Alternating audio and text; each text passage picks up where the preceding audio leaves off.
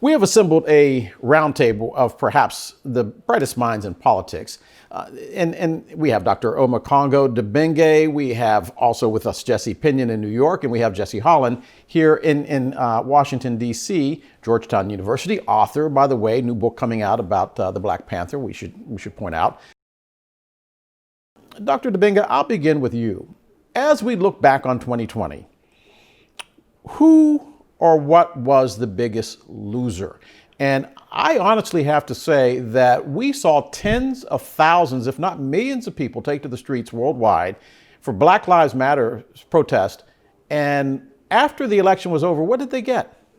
I think you ask a real powerful question here. And I think the biggest loser of 2020 was the average American. And when I say the average American, there's different levels there, but I'm talking about the person who is not upper class, who's not wealthy, who's not a person of influence. I'm talking about of either political party. I'm talking about the hardworking person who's just working every single day to put food on the table, to send their kids to school.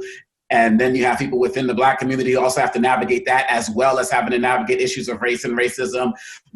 Those who don't have means got the short end of the stick. When we're looking at all of the hundreds of thousands of people who died from coronavirus unnecessarily, the people who now have to be teachers at home because they have to homeschool their kids, or they might be essential workers. And so now they have to go work. And that's why we've lost hundreds of thousands of children from educational system, because schools literally can't find them because they don't have the tech to be found, or they have a PO box, or they're homeless. The millions of people who are in food lines, those are the people who lost in 2020, our Native American brothers and sisters. So at different levels, but the people who didn't have access to that wealth at the top, to those connections at the top, or who didn't have the complexion of connection, those are the people who lost the most in 2020.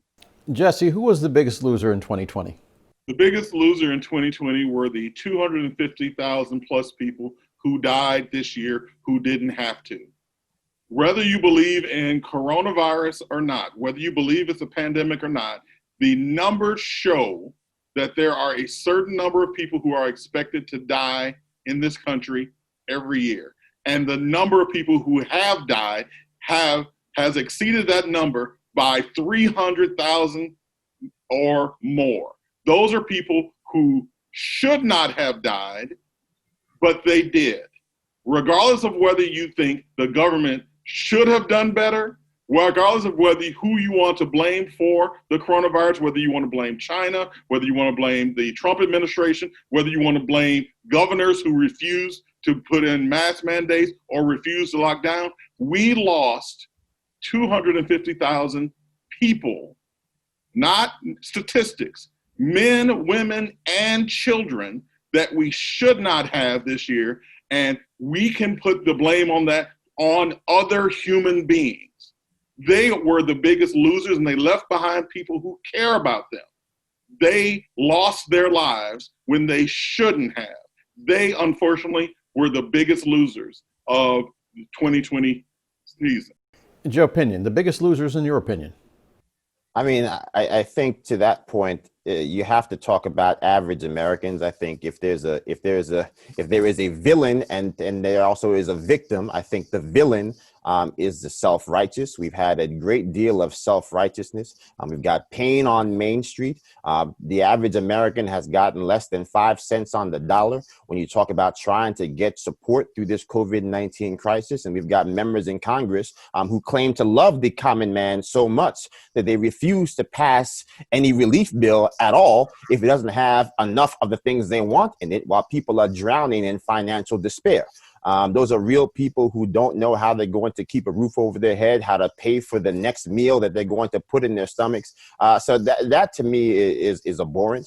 And I think that you see this level of self-righteousness across the board when you talk about the fight for justice and equality for Black people in this nation. We had a once in a generational opportunity to have the eyes of a nation focus squarely on pain and despair in Black communities in the aftermath of George Floyd, when all the bread and circuses were gone, no Major League Baseball, no NBA games, no football preseason, even though Tom Brady had gone to Tampa Bay. It was just pain and suffering. Good old-fashioned reality TV back to the 1960s with Black people and fire hoses. We had it again.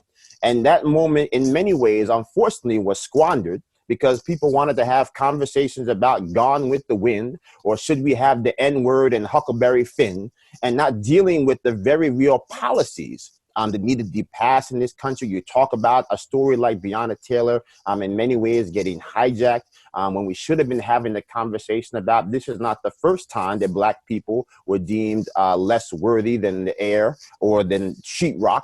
That you can go all the way back to Crispus Attucks, the first person to die in defense of liberty for this country, and even the British soldiers that shot into that Boston massacre. More people were killed for shooting into the crowd, or imprisoned for shooting into the crowd, than for actually murdering Crispus Attucks. So this is a story of America that goes back to the founding of America, and we just haven't been able to galvanize the type of concerted and focused effort to get people to do what's required to get the outcomes that we deserve, because everyone wants to point the finger or toss their hands up and talk about all of these nebulous aspects of racism, second-degree racism, third-degree racism, no contest racism. We're just trying to get justice. And I think if we just can't focus on that, we're going to be in a great deal of pain moving forward.